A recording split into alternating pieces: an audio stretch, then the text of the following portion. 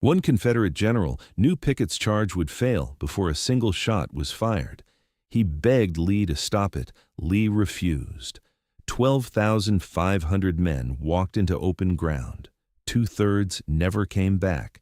This is the story of the man who was right about everything and nobody listened. Picture the heavy, sticky heat of a July afternoon in Pennsylvania, 1863.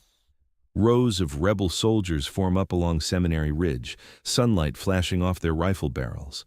Across a broad stretch of open ground, a mile distant, the Federal Army waits, dug into Cemetery Ridge, cannons aimed and loaded. This is the scene right before Pickett's famous advance, the doomed assault that would become the Confederacy's peak moment and its collapse.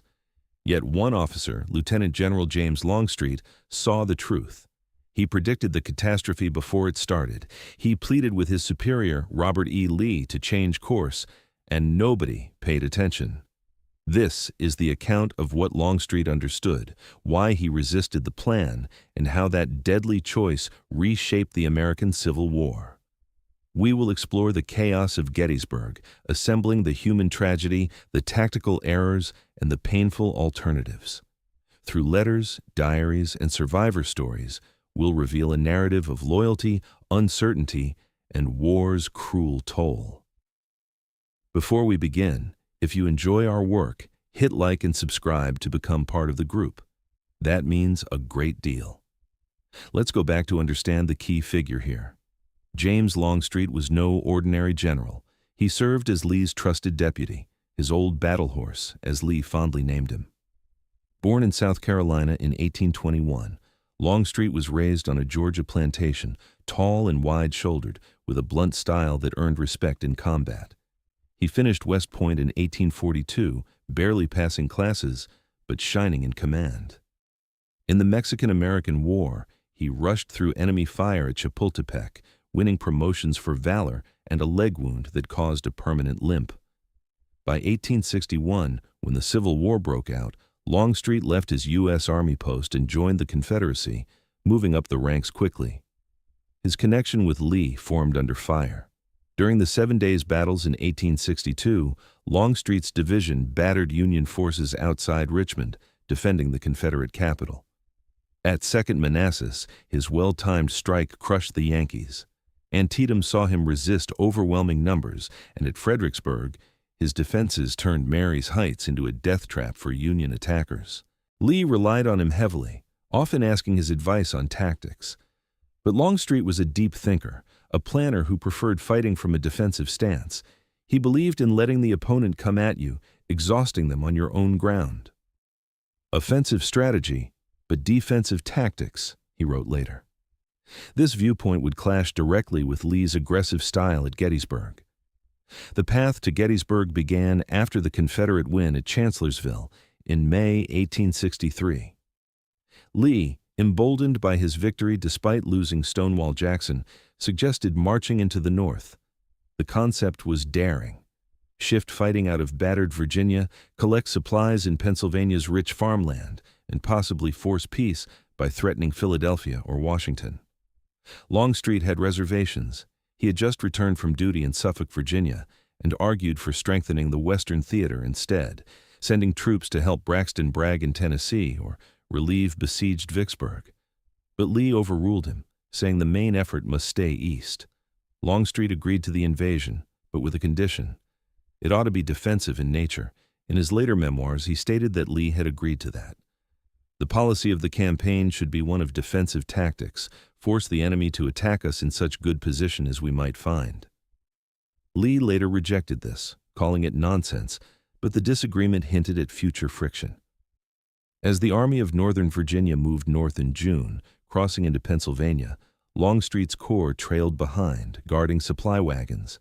Spies like Harrison, an informant Longstreet paid, brought reports of Union moves, but the Confederates lacked intelligence because Jeb Stuart's cavalry was off raiding. July 1st began with sudden fights. Confederate brigades under A.P. Hill ran into Union cavalry west of Gettysburg. A minor clash grew into a major battle. Union General John Reynolds rushed in reinforcements but was killed early. By afternoon, Richard Ewell's corps arrived, forcing the Yankees through town to the high ground south, Cemetery Hill and Culp's Hill. Lee arrived that evening, looking over the situation. He ordered Ewell to seize the hills, if practicable, but Ewell hesitated, a choice that would torment the Confederates later. The Union, under new commander George Meade, who had replaced Joe Hooker only days earlier, entrenched in a fishhook-shaped line from Culp's Hill along Cemetery Ridge to the Round Tops. Longstreet wasn't there yet. His corps was still marching. But that night, he urged Lee to shift south around the Union left flank to place himself between Meade and Washington. "We could not call the enemy to a position better suited to our plans," he argued. "All we have to do is file around his left and secure good ground." Lee refused. "If the enemy is there tomorrow, we must attack him." Longstreet pushed back. "If he is there, it will be because he is anxious that we should attack him. A good reason, in my judgment, for not doing so." This was the first break in their harmony. By July 2nd, Longstreet's divisions under McLaws and Hood arrived after an exhausting march. Lee planned staggered attacks. Longstreet to strike the Union left, Ewell the right at Culp's Hill. But delays plagued them. Longstreet had to march in reverse to avoid detection, arriving late afternoon. He again suggested circling around the Round Tops, but Lee pointed to the map. "Attack up the Emmitsburg Road." Longstreet told Hood, "The general's a little nervous this morning. He wishes me to attack. I do not wish to do so without Pickett. I never like to go into battle with one boot off." When the assault finally began, it was savage. Hood's men charged into Devil's Den and the wheat field, clashing hand to hand. McLaws hit the peach orchard, where Union General Dan Sickles had foolishly advanced his corps, creating a bulge. The fighting was vicious, bayonets, rifle butts, rocks thrown in desperation. Hood was wounded early, his arm shattered. Longstreet rode among the troops, steadying lines under fire. They pushed the Union back, but could not take Little Round Top, where Colonel Joshua Chamberlain's 20th Maine held with a desperate bayonet charge. On the Union right, Ewell's attacks on Culp's and Cemetery Hills gained ground, but stalled at dusk. Longstreet later praised his men's effort, the best 3 hours fighting ever done by any troops on any battlefield. But it wasn't enough. Casualties mounted, thousands dead or wounded, and the Union line held. That night, while surgeons worked by lantern light amid the groans of the dying, Longstreet met with Lee. He proposed withdrawing Hood and McLaws to swing around the Union flank, forcing Meade to attack. Lee hesitated, looking at the center of Cemetery Ridge. "The enemy is there," he said, "and I am going to strike him." Dawn on July 3rd brought more bad news. Ewell's men had lost ground on Culp's Hill after a Union counterattack. Lee adjusted. Focus everything on the center. Longstreet would lead the assault using fresh troops. Pickett's Virginia Division plus brigades from Hill's Corps under Pettigrew and Trimble, about 12,500 men total. Flanking support would come from Wilcox and Lang. Artillery under Colonel E.P. Alexander would soften the Union with a massive bombardment. Longstreet was horrified. He rode with Lee that morning, begging his case. The terrain was a death trap. Open fields swept by Union guns, no cover for a mile. The Union position was too strong, entrenched infantry, massed artillery.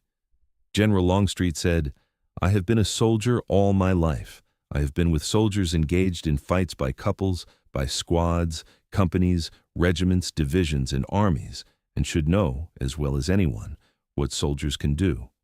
It is my opinion that no 15,000 men ever arranged for battle can take that position." He warned of exposed flanks if he pulled troops from the right. "Hood and McLaws were holding a mile along the right of my line against 20,000 men," he explained, "who would follow their withdrawal, strike the flank of the assaulting column, crush it." Longstreet suggested at least 30,000 men for any chance, but Lee waved it off. Overconfident from past victories, Lee believed his men invincible. "They will go through anywhere," he insisted. Longstreet's gloom deepened. He later told his staff, "Never was I so depressed as upon that day."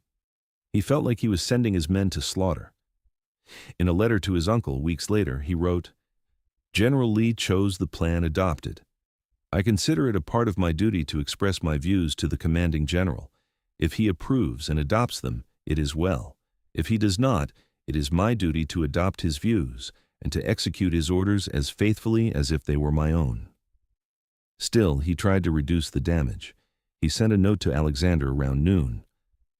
"If the artillery fire does not have the effect to drive off the enemy or greatly demoralize him so as to make our effort pretty certain, I would prefer that you should not advise General Pickett to make the charge."